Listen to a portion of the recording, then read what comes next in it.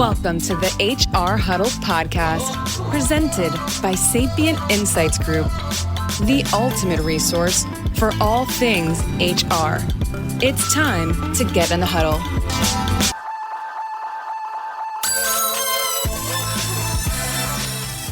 Hello, everyone. Welcome back to the HR Huddle. I'm your host, Teri Zipper, CEO and Managing Partner at Sapient Insights Group. We took a little bit of a hiatus and we're back for an exciting season 2 of HR We Have a Problem. We have lots of problems, but we're just going to talk about one of them today. Today, we're joined by Marc Moschetto, founder and CEO of KickMotor. Marc is a B2B tech marketing executive. He's got 30 years of global experience, and he has spent a lot of time working in the HR tech sector, one of my favorite areas for obvious reasons. He and I crossed paths at PeopleFluent in 2017, and his experience in this market has made him an invaluable resource for business leaders, tech leaders, among others, and to me personally. So I am super excited to have him on the show today. We're going to talk about one of the latest consulting buzzwords, quiet quitting, and what it means, whether it's real. So let's get into the huddle. Welcome, Marc. Hey, how you doing? I'm great. It's so good to talk to you again. That was a very flattering intro. Thank you. Well, I always have a lot of good things to say about you. So Likewise. This is an interesting topic. In fact, I had to laugh the first time I ever heard it. I thought to myself, how are people quitting without telling their boss? I just sort of the whole name of it didn't make any sense to me. And then I read an article and I was like, okay, I get it. There it is. Yeah. But from your perspective, what do you think quiet quitting is? And is it a real thing? Yeah. So I'm really of two minds of it, right? Because on one hand, it's so empowering and it's so great that people have, and as horrible as COVID and the lockdowns and everything were, I think it forced individuals to take a look at what's really important to them, right? And the time spent at home and everything else has caused people to refocus. And, maybe work doesn't play the same magnitude. It doesn't own the same percentage of the day in their lives as it did pre-COVID, because we've all learned a lot through this. So, on one hand, I think it's great that employees are starting to understand what's right for them, and they're setting boundaries. And I think as managers, we need to understand that. I think that with work from home, the kind of traditional notion of consecutive 8 hours of work is something that we need to take a hard look at and give people flexibility to work when it feels best for them, right? Morning people, night people, et cetera. So I think that understanding what works best for you as a worker in a situation and kind of crafting your work life to support that is great. So I think it's a thing in that regard, and it's empowering. I also think if you look at it through some other lenses, this might be controversial. Probably should have warned your listeners that I might not toe the party line on everything, but it could also be like free license to just kind of throttle back a little bit, right? And it's tough. It's tough because we have to be more empathetic as employers. We have to support that life balance, but work's still got to get done. Right. So right. I think it's a thing, but I don't think it's a thing. I think it's multiple things. I think that it can be defined in different ways. And therein lies the rub. It's so challenging as employers and as managers to create that flexibility, but then also balance it with stuff has to get done. And then there's people that are passionate about their careers that want to put in the extra time. And what does it say about them? But we'll unpack that later. I'm over answering your question. True to Yeah, no doubt. I do think it's probably different for everybody. I know when I first started working remotely, 10 years ago, it was really hard for me personally to get away from the desk. Yeah. And it felt wrong and unproductive and inappropriate for me to go do a load of laundry or to run to the store for something that I needed. But over time, you started to realize, look, there's 24 hours in a day, and I'm spending a lot of time in that office. And you've got to start to build your life around the work and your work around the life, especially if you work from home. Yeah. Right. Yeah. And it's really hard. I think that prior to, there was this notion of people that work from home had this like life of leisure, right? Like, oh, I'm going to go exercise in the middle of the day and I'm going to go take the dog for a walk and like curl up with a cup of coffee and, read the trade journals or whatever. And like that idyllic picture sounds great, but it's so far from reality because to your point, you're never away from the office in that regard. And I remember at one point I was a company called Workforce Software.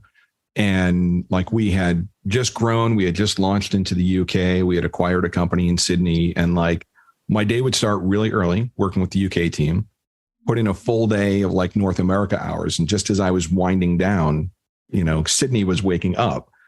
And, I had teams in all of those geos. And there were a lot of nights where, my wife, God bless her, would kind of put food in front of me at the desk. And, instead of sitting with my family for dinner and like that's where things get out of whack, right? And that's where burnout happens. And that's where claiming your life and what's important to you and putting up those barriers is meaningful. I loved it. I was passionate about it, but it's so easy to kind of take it in the other direction if you don't safeguard it, right? Right. And you said an important word there, burnout. And I wonder, how much of that burnout now goes unnoticed because of the work remote. The managers aren't seeing their employees on a regular basis. I mean, they're having calls with them and having conversations, and maybe they know how many hours they're putting in, maybe they don't, but it's less visible to the managers and other people around them, just what level of burnout they might be reaching. Yeah. Yeah. And it's so important. It's forcing us to do things as managers that are good practice we should have always been doing, right? Like making sure you take time out to have those one-on-ones with your team members as much as your schedule will allow, making sure that you're acting as part of the team, not just a delegator. So maintaining those connections, maintaining those opportunities to collaborate, even though the distance makes it more challenging to actually see people and like read body language and understand if somebody might be having a hard day. There are still ways to make sure that you're maintaining that connection. And I think too, again, it might be unpopular, but the other side of that coin is, how as a manager can you tell that people's interest might be waning in the job?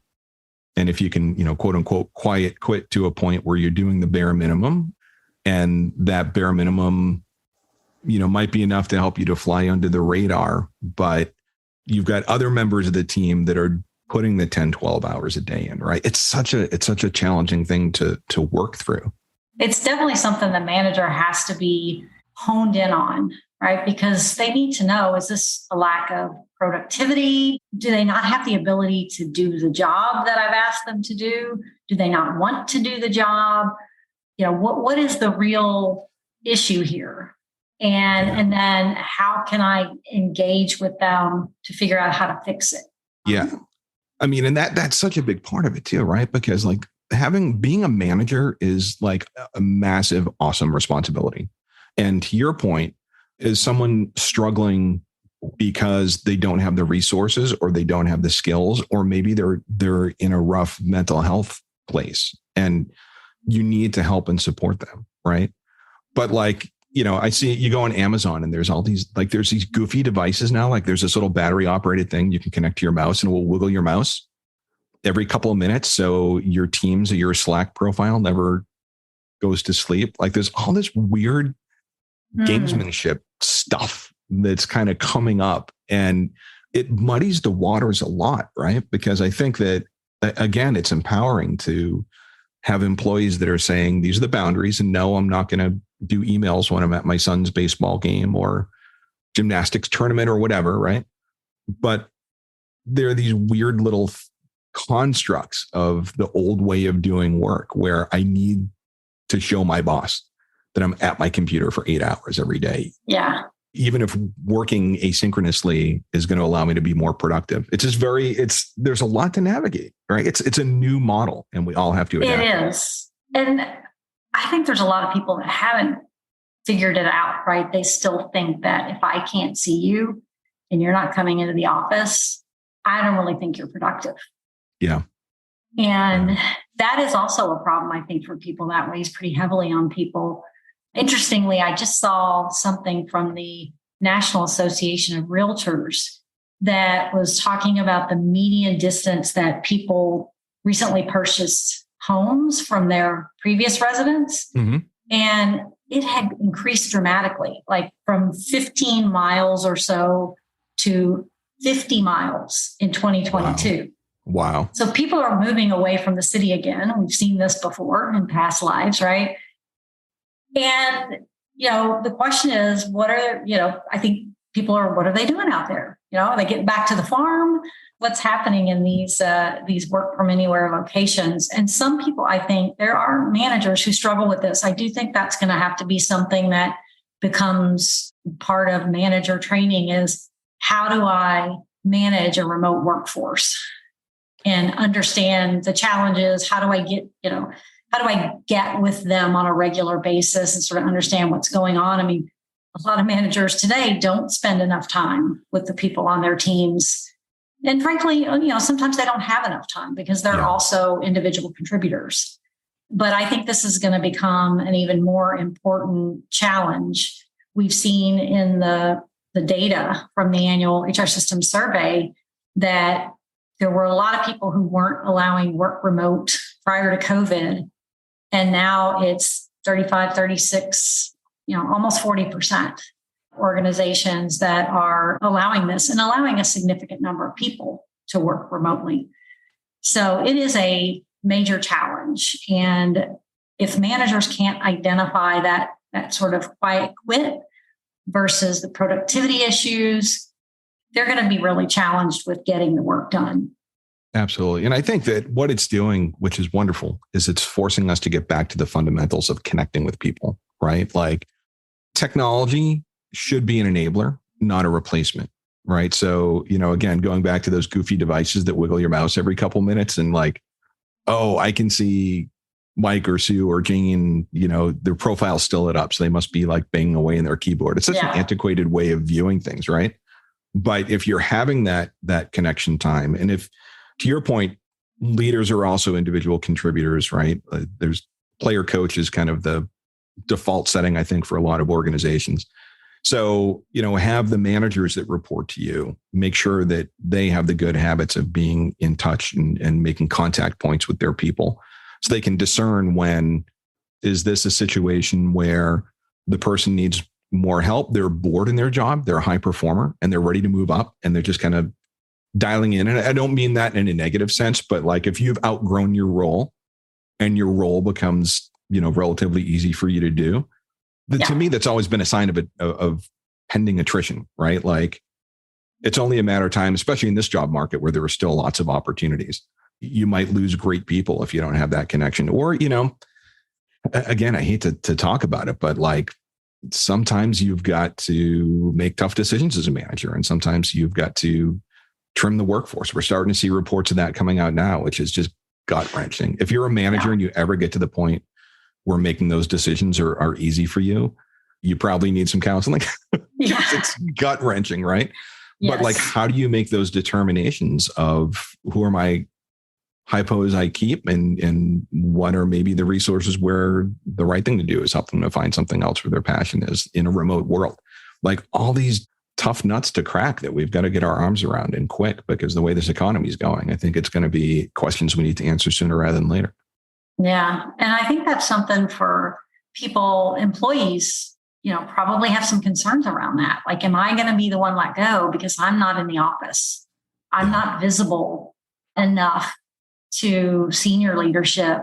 And so am I going to be the first one on the block? And, I also just saw a study that Mercer did about financial stress, saying that 3 out of 4 U.S. employees were significantly financially stressed. I can't imagine that that's a lot different than our counterparts in Europe, where inflation is spiraling out of control there as well.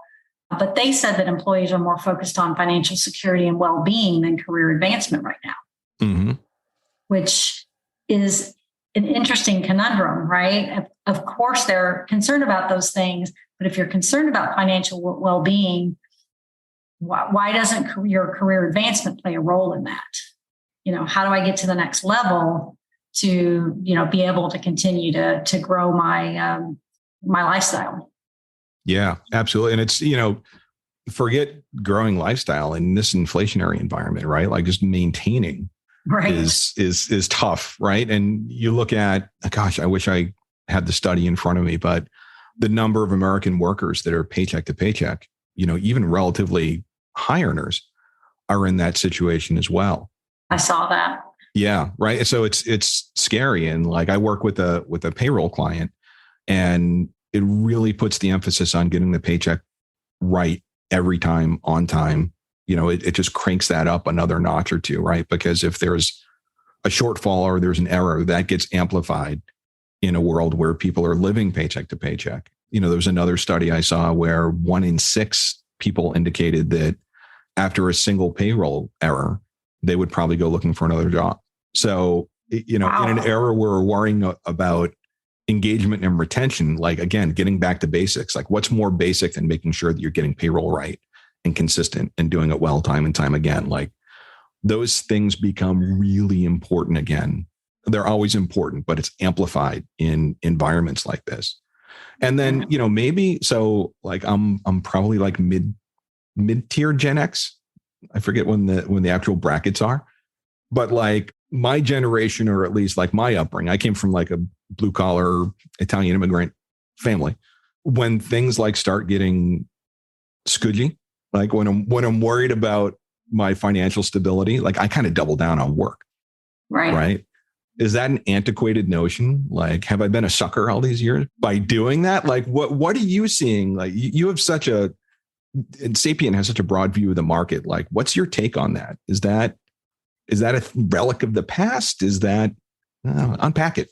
I do think that's a little bit of a generational thing. That's not to say that there aren't people in these newer generations who have similar work ethics. I don't necessarily see. The generations are an interesting thing to me because, yes, there are some things that you could attribute to them, stereotype them in some way around what age group they're in and why they might work differently. But when you really tear it all down and look at it, you see the same types of people coming up, right? So I think it's really more upbringing, work ethic, just a thought process. I mean, I don't know if I read a book about 15 years ago by Mihai Csikszentmihalyi called Flow.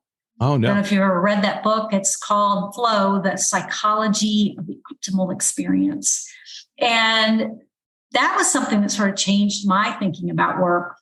I think intuitively, I was kind of already in flow because I definitely loved my work and I was very engaged in it. Mm-hmm. And, the way I looked at things. But, basically what he described in this book was the job doesn't really matter.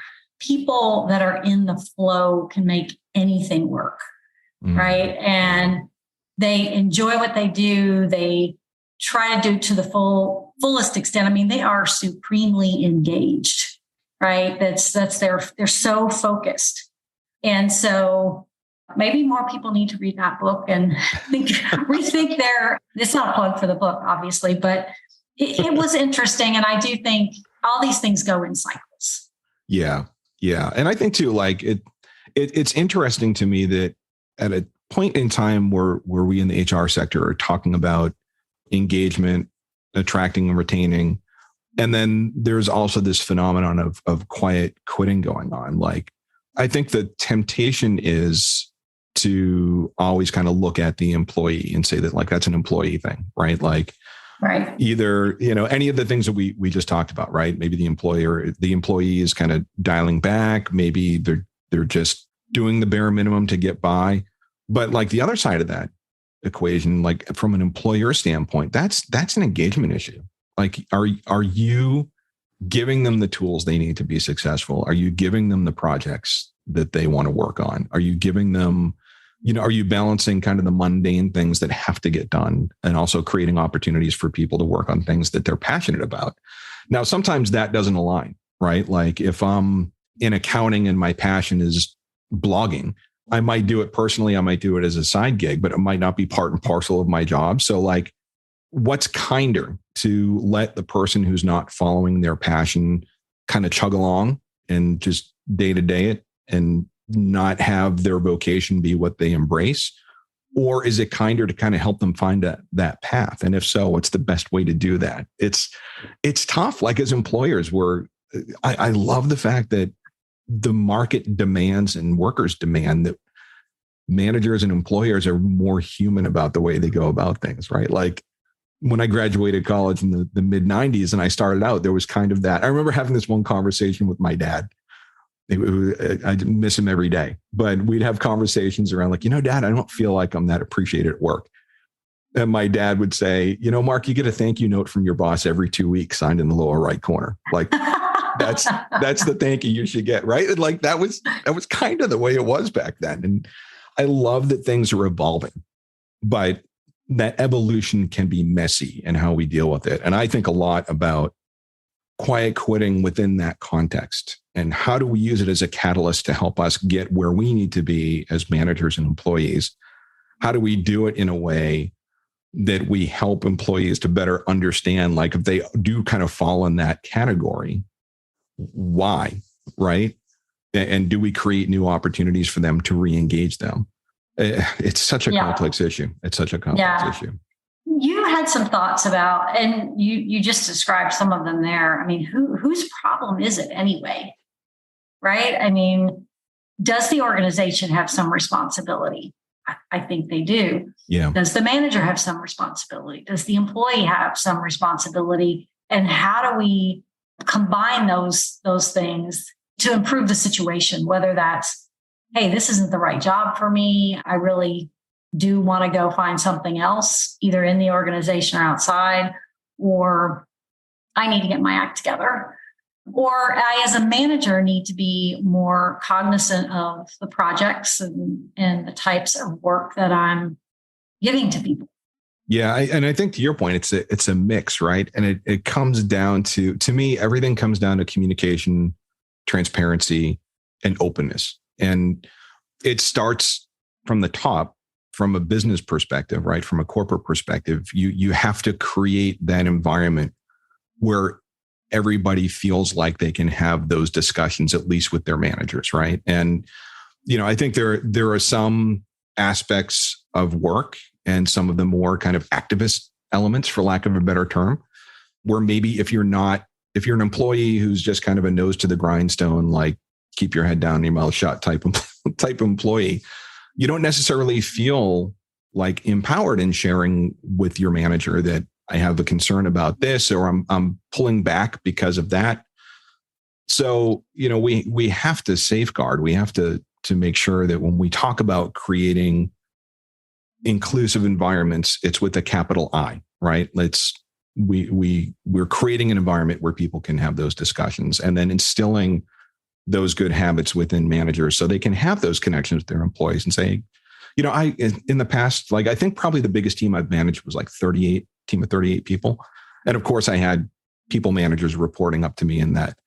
But, I tried to always create an environment where you can sit down with someone and say, hey, like you seem a little off today. Is everything okay? What can I do to help?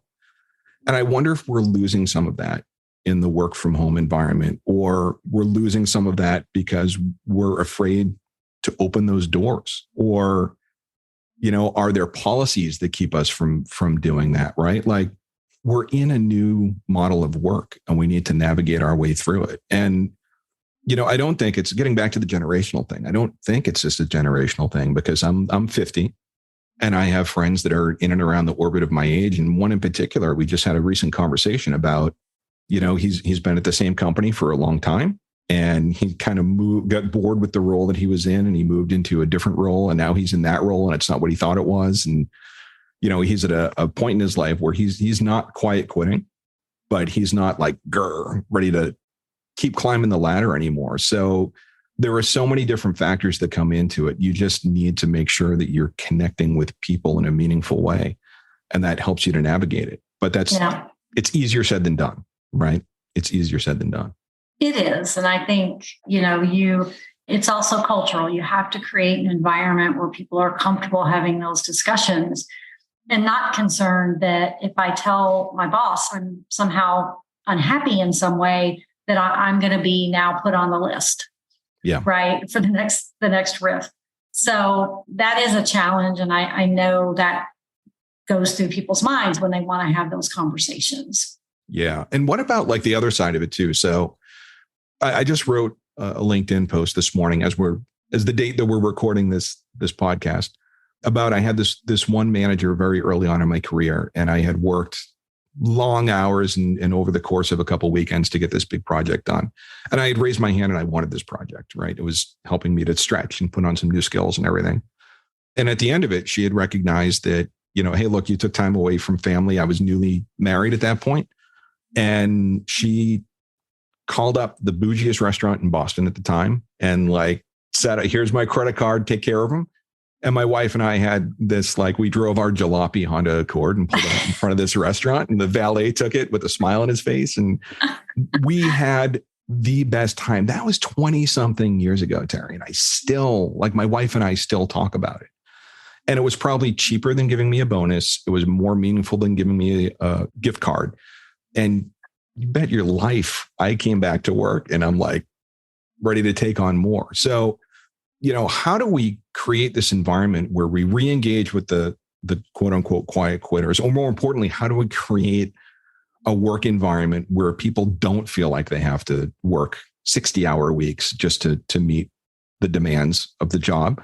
But how do we reward people in a meaningful way that do want to go over and above, right? Like, I wouldn't be doing what I'm doing with KickMotor now if I didn't have those opportunities to like grow and stretch and take on extra things that were like over and above my pay grade at the time. But that's how I grew. Like, how do we instill within an organization that if there are people that are going over and above, like they deserve to get rewarded and do so in a way that's personal and sticks with you, Yeah, I agree. I do think those things need to be recognized. And, comp is a hot topic right now, not just because of all the pay transparency rules, but because in general, they're trying to figure out, especially with what we think is a downturn that's coming, how am I going to recognize the top performers, and how am I going to keep people engaged and motivated that end up staying, even when, we have to potentially release some of our workforce. I just saw yesterday where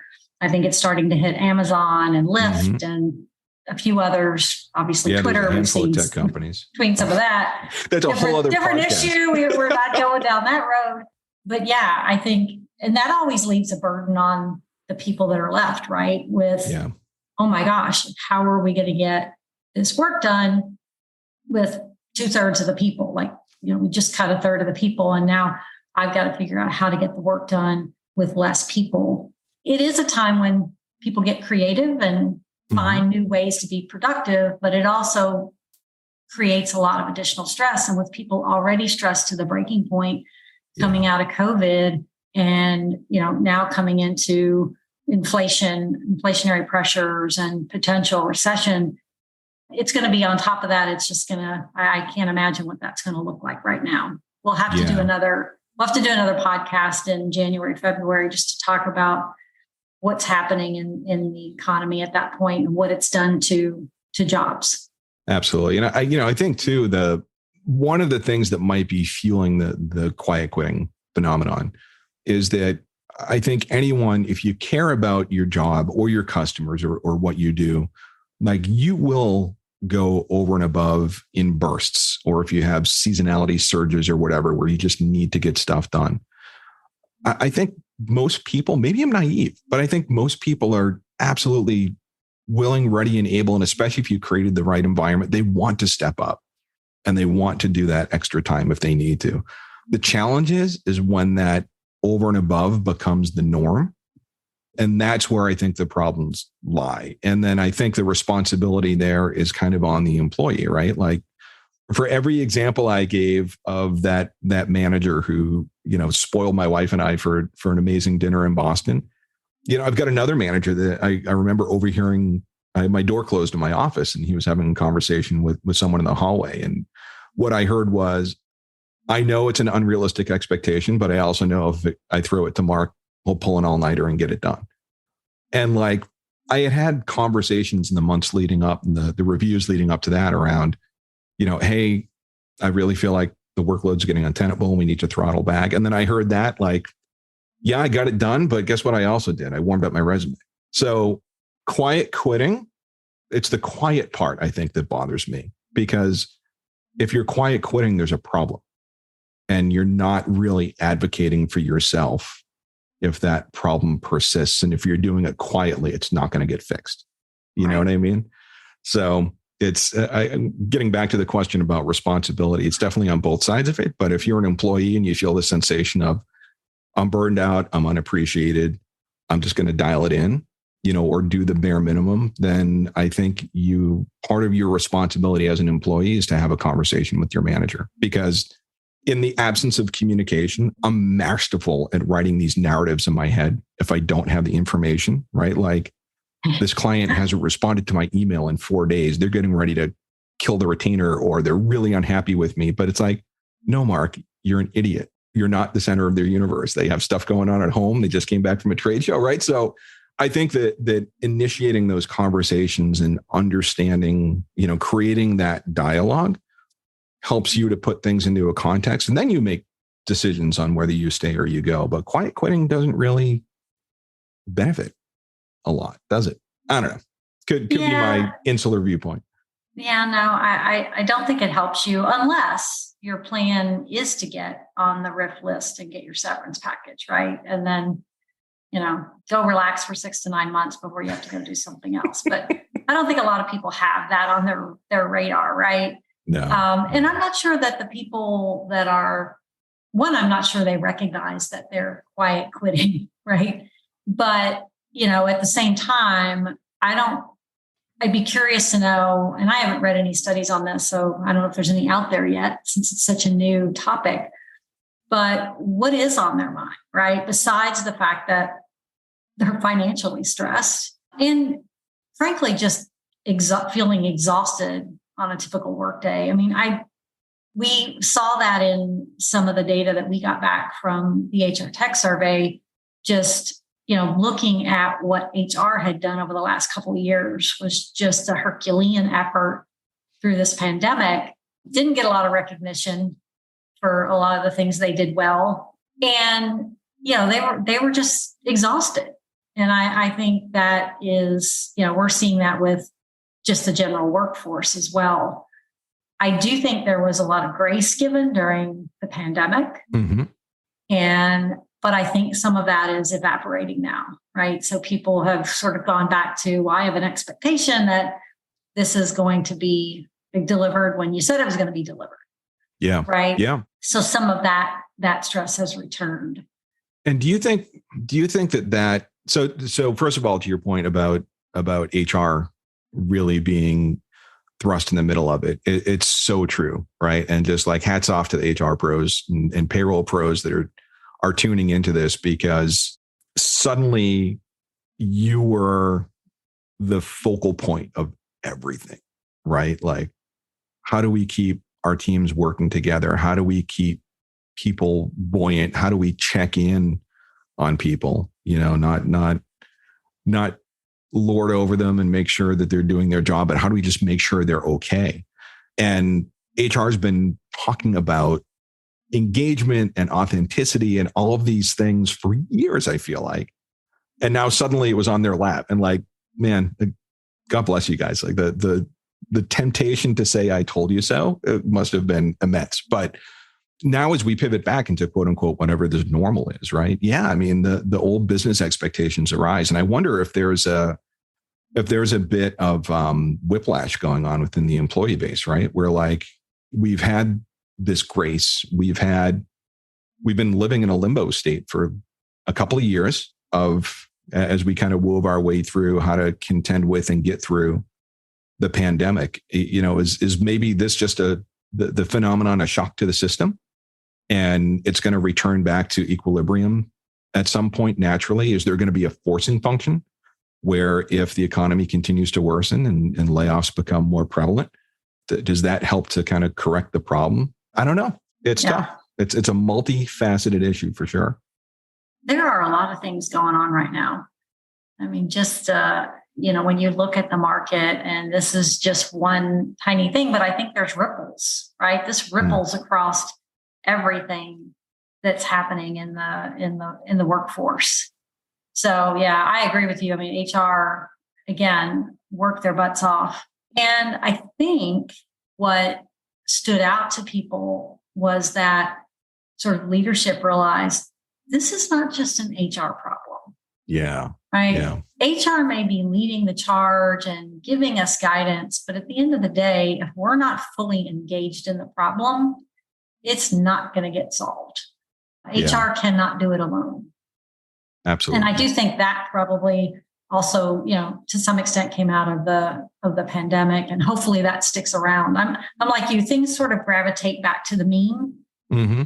Over time. I don't know how long that's going to take from, coming out of the pandemic. We've never lived through a pandemic, right? Yeah. And it may never go back to the old norm. But I think a lot of things they do come in cycles, and things do sort of gravitate back to where they were, at least to some extent, with a few new things around the edges. Yeah. What are you seeing in terms of technology and practices around things like engagement surveys and SAT surveys? And, it was tough even under, quote unquote, the old circumstances. Like, how has that changed today? How do you think it needs to change? Like, where does that space even go? It seems like such a big challenge. It is. And that's probably another topic we could do. Maybe we bring Stacy on to have that conversation with us, because I know she's got a lot of thoughts. But, people are surveyed to death at this point, right? And so I think a lot of these newer tools that are looking at engagement in a little bit different fashion, the one-off, two-off questions during, throughout the day, or when you go out to the internal webpage, that you can just click on and say, hey, I'm feeling good today. Right. Versus having to answer that big 50 question, how's your job going? And are you getting all the tools you need? And, that sort of big once a year engagement survey, I think those are kind of moving to the side. Right. And a lot of these technologies, as HR does with everything else, they start piling in what's the newest and next thing that we need to have in our technology to be all things HR tech to an organization. And so a lot of them have started to, or for a while, have had that sort of high level of engagement question in their technology. So I do think that's going to continue to evolve. There's a few players out there that are trying to crack that in a little bit different way and take the burden off of the employee to sit down and give you like a whole big spiel of, what's ailing me. Yeah, that's awesome. And like as you were describing, like kind of the old school annual, very long approach to it, it reminds me of like the days when we used to do annual employment reviews, right? Which we all know is really like maybe the last 8 to 12 weeks employment review, right? So there's a recency bias that comes into play there. So yeah, I think that's going to be an exciting place to look.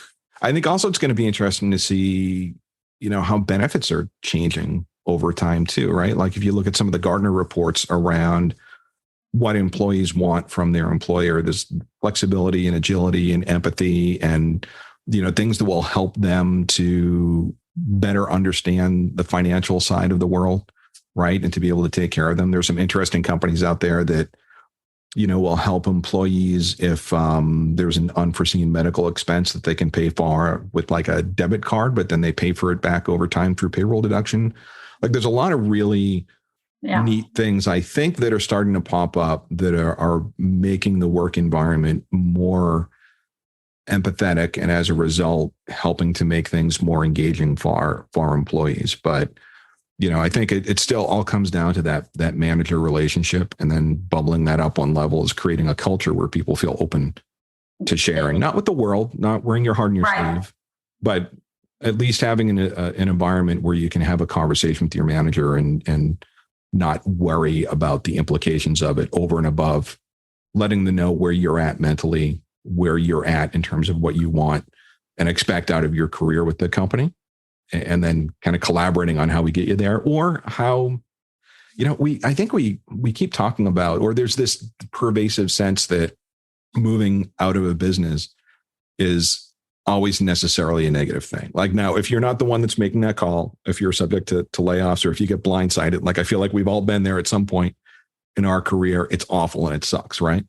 But like having a conversation with an employee, it's like, hey, it sounds like you're really passionate about this other thing. How can I help you get to that place, either within our team or within our company? Or if not, like, how do we help you as a person? I think until we're ready to kind of break down those constructs of, I'll help you, but only within a certain bounded box, we're not really going to get there. Yeah. It's all of this is just so interconnected. I mean, it got me thinking about learning and, how people are using learning, and it's not the traditional way. Right. And I think that's a whole other area that's going to start to bubble up out of the pandemic and quiet quitting and the great resignation and all the other buzzwords, where people are going to take a look at, well, how were we approaching learning in the past, and how do we need to approach it in the future? Because I'm not sure we were doing this right. And so I think that's going to evolve. It's connected to performance management. Are we doing that right? I mean, there's just so many components of the workforce and what we do. I think HR has their work cut out for them over the next couple of years to rethink a lot of the policies and practices and the softer side of things, right? So, it's a lot to take on. There's a lot to do. For sure. It's a lot. I was going to say there's a lot to take on, but what an awesome responsibility. And I mean it awesome in that how cool you get to help reauthor what the rules of engagement are for work, right? What does that look like? But then awesome also in terms of it's a big responsibility, right? It's a big responsibility. And I think that all the work that you're doing and the survey and, everything that Stacy is putting out, like, really helps us to get that inside view. And speaking as someone who helps organizations to kind of define and evangelize who they are to market, that sort of stuff is invaluable. So, keep the information flowing. We love it. It's so helpful. Well, this has been a great topic. We may have to revisit it at some point, but I think we could have some jumping off points from some of these other things that we've said. These are Absolutely. Impacting it. So let's unpack how those things might be able to help us deal with or convert the quiet quitters back to, I need to come up with a good buzzword for the unquiet restarters. The newly re-engaged. Re-engaged workforce. That'll be interesting. So thank you, Marc. This has been great. And I look forward to doing this again with you. Thank you so much. I appreciate it. Have a great day. You as well. Also, like and follow us on your favorite podcast platform. And I hope you have a great rest of your day. Cheers. Bye all.